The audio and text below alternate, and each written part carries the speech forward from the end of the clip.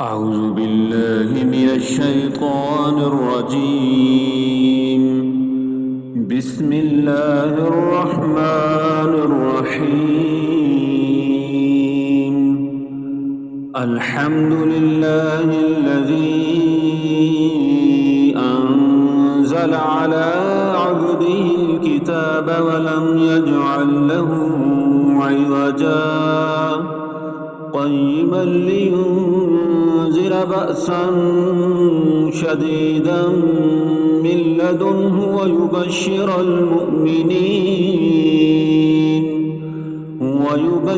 المؤمنين الذين يعملون الصالحات أن لهم أجرا حسنا ماكثين فيه أبدا وينذر الذين قالوا اتخذ الله ولدا ما لهم به من علم ولا لآبائهم كبرت كلمة تخرج من أفواههم إن يقولون إلا كذبا فلعلك باخع نفسك على آثارهم إن لم يؤمنوا بهذا الحديث أسفا إنا جعلنا ما على الأرض زينة لها لنبلوهم أيهم أحسن عملا وإنا لجاعلون ما عليها صعيدا جرزا أم حسبت أن أصحاب الكهف والرقيم كانوا من آياتنا عجبا إذ أوى الفتية إلى الكهف فقالوا ربنا آتنا من لدنك رحمة وهيئ لنا من أمرنا رشدا فضربنا على آذانهم في الكهف سنين عددا ثم بعثناهم لنعلم أي الحزبين أحصى لما لبثوا أمدا نحن نقص عليك نبأهم بالحق إنهم فتية آمنوا بربهم وزدناهم هدى وربطنا على قلوبهم إذ قاموا فقالوا ربنا رب السماوات والأرض لن ندعو من دونه إلها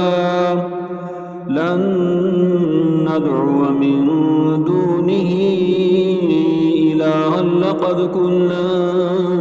إذا شططا هؤلاء قوم اتخذوا من دونه آلهة لولا يأتون عليهم بسلطان بين فمن أظلم ممن افترى على الله كذبا وإذ اعتزلتموهم وما يعبدون إلا الله فأووا إلى الكهف ينشر لكم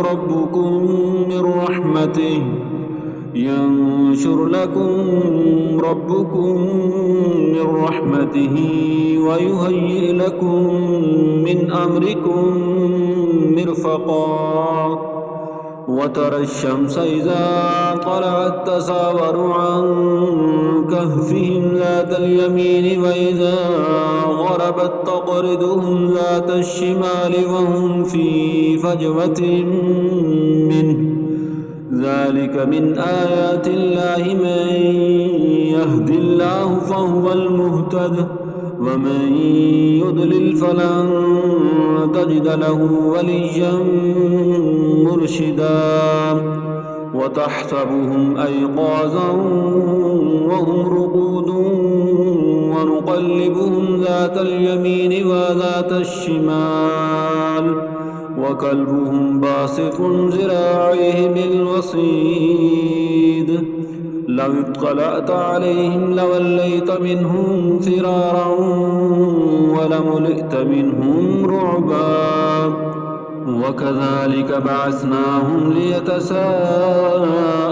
بينهم قال قائل منهم كم لبثتم قالوا لبثنا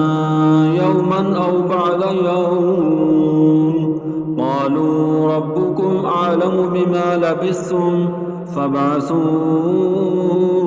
أحدكم بورقكم هذه إلى المدينة فلينظر أيها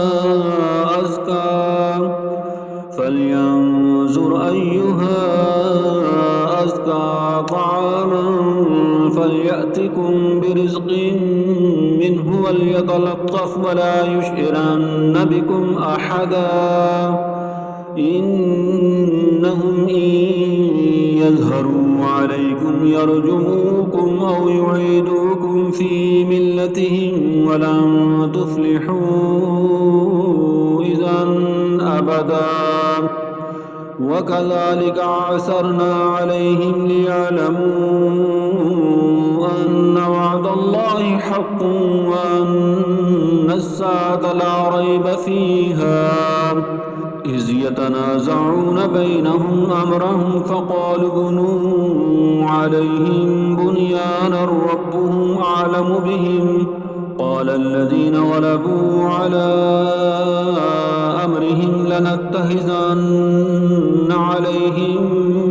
مسجدا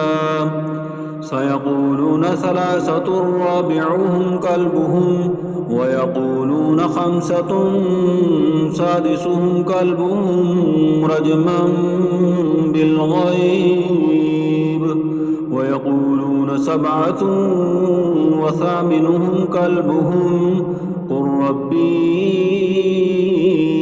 أعلم بعدتهم ما يعلمهم إلا قليل فلا تمار فيهم إلا مراء ظاهرا ولا تستفت فيهم منهم أحدا ولا تقولن لشيء إني فاعل ذلك غدا إلا أن يشاء الله واذكر ربك إذا نسيت وقل عسى أن يهديني ربي ليقرب من هذا رشدا ولبثوا في كهفهم 300 سنين وازدادوا 9 قل الله أعلم بما لبثوا له غيب السماوات والأرض أبصر به وأسمع ما لهم من دونه من ولي ولا يشرك في حكمه أحدا واتل ما أوحي إليك من كتاب ربك لا مبدل لكلماته ولن تجد من دونه ملتحدا واصبر نفسك مع الذين يدعون ربهم بالغداة والعشي يريدون وجهه ولا تعد عيناك عنهم تريد زينة الحياة الدنيا ولا تطع من أغفلنا قلبه عن ذكرنا واتبع هواه وكان أمره فرطا وقل الحق من ربكم فمن شاء فليؤمن ومن شاء فليكفر إنا أعتدنا للظالمين نارا أحاط بهم سرادقها وإن يستغيثوا يغاثوا بماء كالمهل يشوي الوجوه بئس الشراب وساءت مرتفقا إن الذين آمنوا وعملوا الصالحات إنا لا نضيع أجر من أحسن عملا أولئك لهم جنات عدن تجري من تحتهم الأنهار يحلون فيها من أساور من ذهب ويلبسون ثيابا خضرا من سندس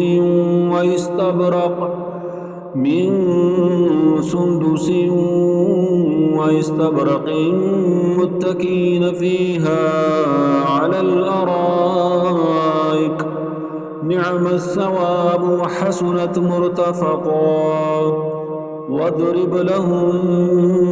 مثل الرجلين جعلنا لأحدهما جنتين من أعناب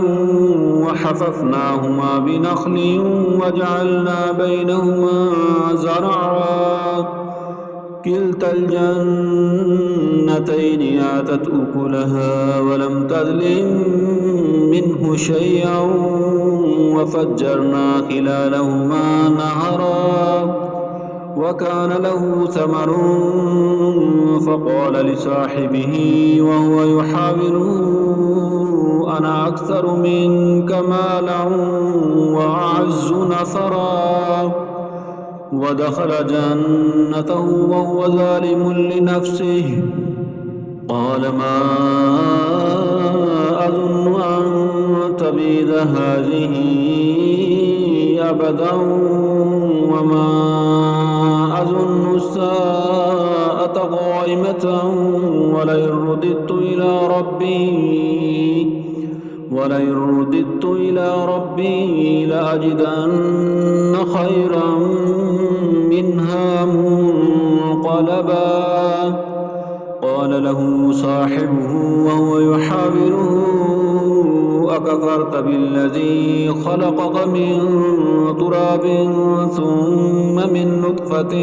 ثم سواك رجلا لكن هو الله ربي ولا أشرك بربي أحدا ولولا إذ دخلت جنتك قلت ما شاء الله لا قوة إلا بالله إن ترني أنا أقل منك مالا وولدا فعسى ربي أن يؤتيني خيرا من جنتك ويرسل عليها حسبانا من السماء فتصبح صعيدا زلقا أو يصبح ماؤها غورا فلن تستطيع له طلبا وأحيط بثمره فأصبح يقلب كفيه على ما أنفق فيها وهي خاوية على عروشها ويقول يا ليتني لم أشرك بربي أحدا ولم تكن له فئة ينصرونه من دون الله وما كان منتصرا هنالك الولاية لله الحق هو خير ثوابا وخير عقبا واضرب لهم مثل الحياة الدنيا كماء إن أنزلناه من السماء فاختلط به نبات الأرض فأصبح حشيما تزروه الرياح وكان الله على كل شيء مقتدرا المال والبنون زينة الحياة الدنيا والباقيات الصالحات خير عند ربك ثوابا وخير أملا ويوم نسير الجبال وترى الأرض بارزة وحشرناهم فلم نغادر منهم أحدا وعرضوا على ربك صفا لقد جئتمونا كما خلقناكم أول مرة بل زعمتم أن لن نجعل لكم موعدا ووضع الكتاب فترى المجرمين مشفقين مما فيه ويقولون يا ويلتنا ما لهذا الكتاب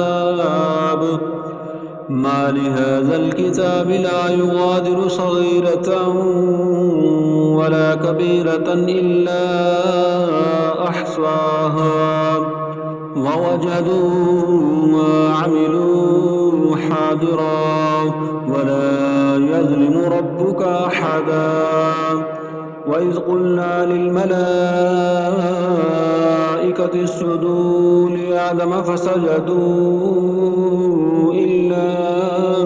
إبليس كان من الجن ففسق عن أمر ربه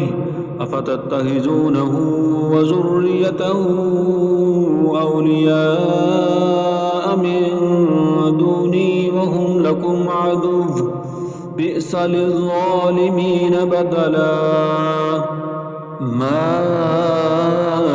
أشهدتهم خلق السماوات والأرض ولا خلق أنفسهم وما كنت متخذ المضلين عضدا ويوم يقول نادوا شركائي الذين زعمتم فدعوهم فلم يستجيبوا لهم وجعلنا بينهم موبقا ورأى المجرمون النار فظنوا أنهم واقعوها ولم يجدوا عنها مصرفا ولقد صرفنا في هذا القرآن للناس من كل مثل وكان الإنسان أكثر شيء جدلا وما منع الناس أن يؤمنوا إذ جاءهم الهدى ويستغفروا ربهم إلا أن تأتيهم سنة الأولين أو يأتيهم العذاب قبلا وما نرسل المرسلين إلا مبشرين ومنذرين ويجادل الذين كفروا بالباطل ليدحدوا به الحق واتخذوا آياتي وما أنذروا هزوا ومن أظلم ممن ذكر بآيات ربه فأعرض عنها ونسي ما قدمت يداه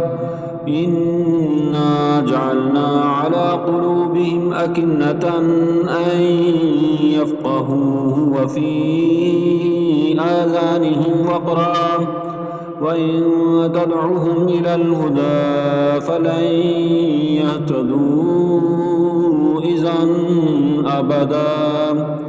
وربك الغفور ذو الرحمة لو يؤاخذهم بما كسبوا لعجل لهم العذاب بل لهم موعد لن يجدوا من دونه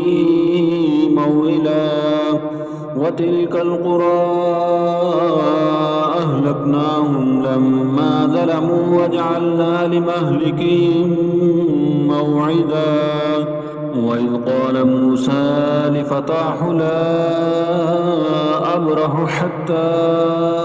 أبلغ مجمع البحرين أو أمضي حقبا فلما بلغا مجمع بينهما نسيا حوتهما فاتخذ سبيله في البحر سربا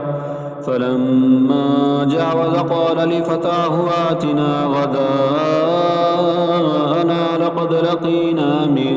سفرنا هذا نسبا قال أرأيت إذا أوينا إلى الصخرة فإني نسيت الحوت وما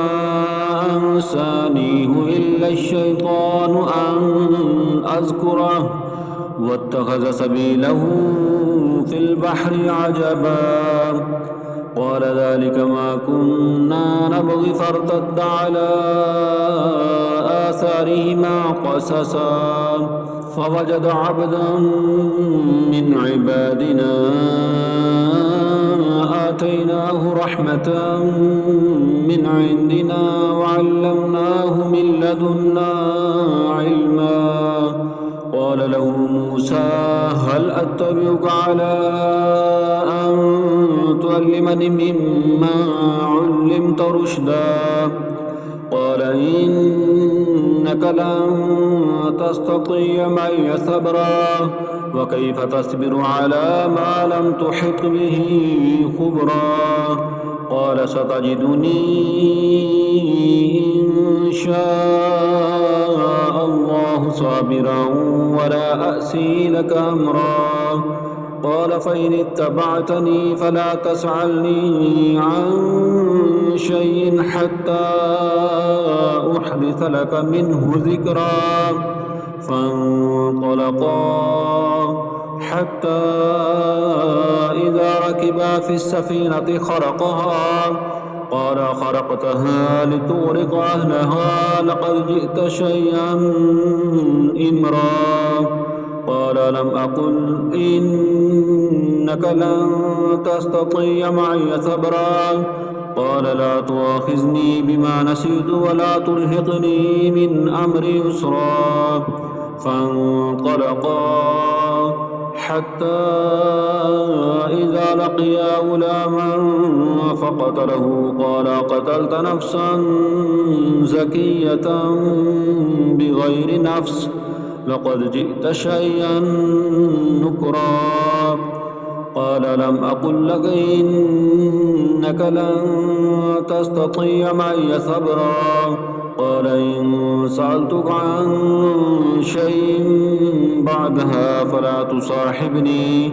قد بلغت من لدني عذرا فانطلقا حتى إذا أتيا أهل قرية استطعما أهلها فأبوا أن يضيفوهما فوجد فيها جدارا يريد أن ينقض فأقامه قال لو شئت لاتخذت عليه أجرا قال هذا فراق بيني وبينك سأنبئك بتأويل ما لم تستطع عليه صبرا أما السفينة فكانت لمساكين يعملون في البحر فأردت أن أعيبها وكان وراءهم ملك يأخذ كل سفينة غصبا وأما الغلام فكان أبواه مؤمنين فخشينا أن يرهقهما طغيانا وكفرا فأردنا أن يبدلهما ربهما خيرا منه زكاة وأقرب رحما وأما الجدار فكان لغلامين يتيمين في المدينة وكان تحته كنز لهما وكان أبوهما صالحا فأراد ربك أن يبلغا أشدهما ويستخرجا كنزهما رحمة من ربك وما فعلته عن أمري ذلك تأويل ما لم تستطع عليه صبرا ويسألونك عن ذي القرنين قل سأتلو عليكم منه ذكرا إنا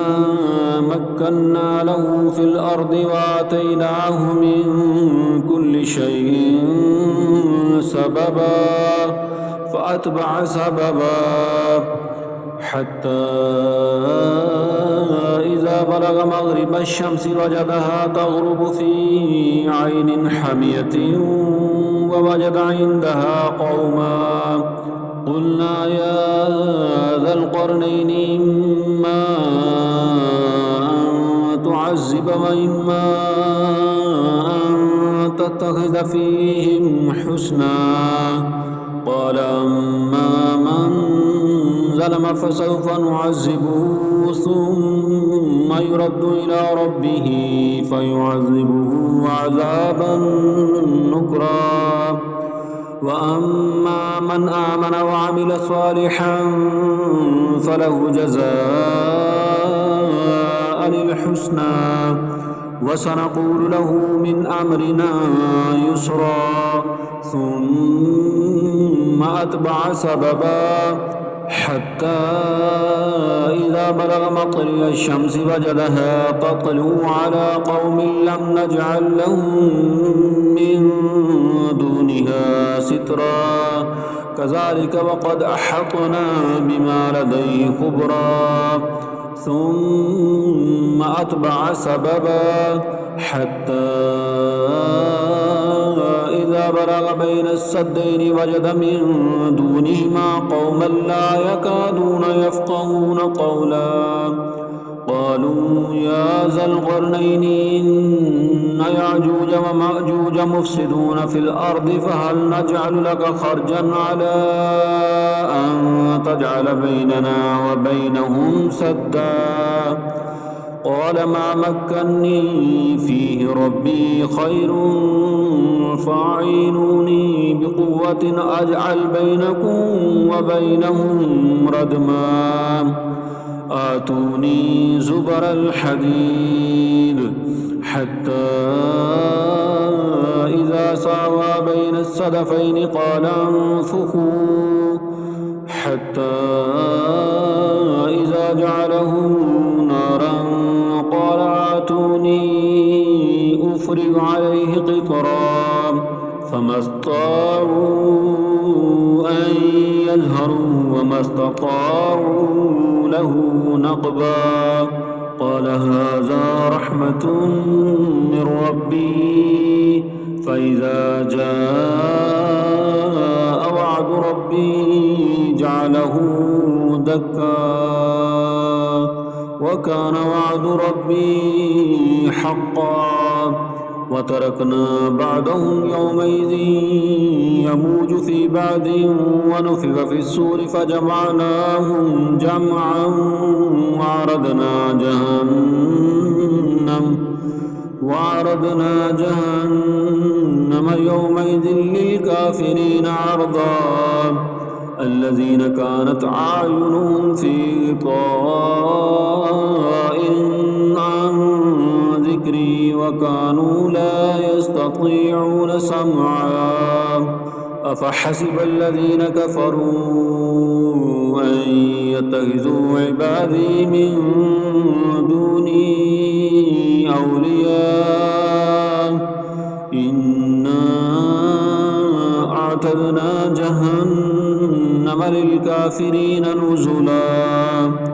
قل هل ننبئكم بالأخسرين أعمالا الذين ضل سعيهم في الحياة الدنيا وهم يحسبون أنهم يحسنون صنعا أولئك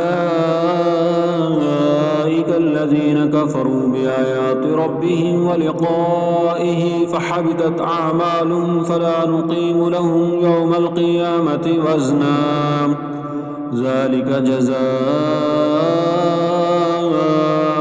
جهنم بما كفروا واتخذوا آياتي ورسلي هزوا إن الذين آمنوا وعملوا الصالحات كانت لهم جنات الفردوس نزلا خالدين فيها لا يبغون عنها حولا قل لو كان البحر مدادا لكلمات ربي لنفد البحر قبل أن تنفد كلمات ربي ولو جئنا بمثله مددا قل إنما أنا بشر مثلكم يوحى إلي أنما إلهكم إله واحد فمن كان يرجو لقاء ربه فليعمل عملا